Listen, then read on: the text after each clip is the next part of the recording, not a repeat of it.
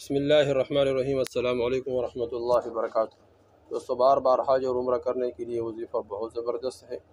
ہر مسلمان کے لیے یہ دعا ہر مسلمان کے لیے یہ عاجزی اللہ جل شانہ کے سامنے کرنا بہت ضروری ہے کہ اللہ جل شانہ ہمیں اپنا گھر دکھائے، حضور صلی اللہ علیہ وسلم کا روضہ مبارک دکھائے، اور اللہ جل شانہ بیت اللہ جو ہم نیت کرتے ہیں نماز میں بیت اللہ کی، وہ بیت اللہ ہم اپنے آنکھوں سے دیکھیں۔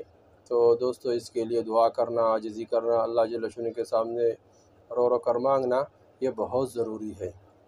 ہر مسلمان کی دلی چاہت ہوا کرتی ہے کہ میں بیت اللہ کو دیکھوں، مسجد نبوی کو دیکھوں، لیکن بعض اوقات انسان کو یا تو مالی پریشانی ہے، اس کی وجہ سے نہیں جا سکتے ہیں، یا کوئی مصروفیت ہے اس کی وجہ سے نہیں جا سکتے ہیں، یا کوئی ایسا بیماری ہے کہ انسان جا نہیں سکتا ہے۔ تو انشاءاللہ یہ جو وظیفہ ہے بہت آسان وظیفہ ہے، ہر مسلمان کر سکتا ہے۔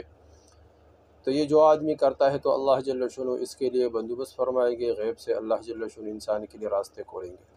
سب سے پہلے روزانہ 2 رکعت نوافل پابندی کے ساتھ پڑھنا، صلاۃ الحاجات پڑھنا، اور سب سے جو پہلے رکعت میں ہے، پہلے رکعت میں سورہ فاتحہ پڑھے، سورہ فاتحہ کے بعد جو قل اعوذ برب الفلق صورت ہے یہ 11 مرتبہ پڑھے۔ دوسری رکعت میں پھر سورہ فاتحہ پڑھے اور پھر سورہ ناس 10 مرتبہ پڑھے۔ یہ روزانہ صلاۃ الحاجت پڑھے۔ کچھ پیسے جمع کر کے رکھ لے، جو بھی انسان کے لیے میسر ہو، روزانہ کے اعتبار سے، مہینے کے اعتبار سے، ہفتے کے اعتبار سے کچھ پیسے رکھے۔ اور تیسرا عمل دوستو یہ ہے کہ جب اذان ہو تو اذان کے جواب دے، اللہ اکبر کے بدلے اللہ اکبر کر پڑھے، اور محمد الرسول اللہ کے بدلے صلی اللہ علیہ وسلم، اس طرح حی علی الصلاح حی علی الفلاح کے بعد اس کے بارے میں یہ لا حول ولا قوت الا باللہ پڑھ لے۔ اور تو یہ اذان کے جواب دے، پھر اذان کے جواب دینے کے بعد پھر اذان کے جو دعا ہے یہ پڑھے، دعا پڑھے، اللہم رب ہذہ الدعوۃ التامہ پڑھے۔ اور اس کے بعد دوستو یہ ہے کہ ہم درود شریف پڑھیں۔ کوئی بھی درود شریف پڑھ سکتا ہے، لیکن اگر درود ابراہیمی پڑھ لیا تو یہ بہت زبردست ہے، درود ابراہیمی کی بہت فضائل ہے، درود ابراہیمی پڑھے۔ اور اس کے بعد دوستو تلبیہ پڑھیں، 3 دفعہ تلبیہ، لبیک اللہم لبیک لبیک لا شریک لک لبیک، یہ تلبیہ سیکھ کر آخر تک پڑھے۔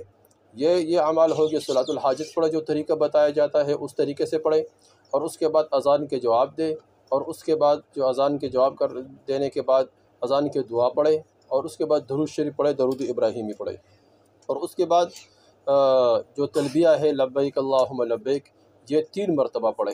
یہ عمل روزانہ کرے، اور ہر جو اذان کے وقت یہ جواب دے، اور یہ اعمال کرے، اور روزانہ 2 رکعت نوافل پڑھے۔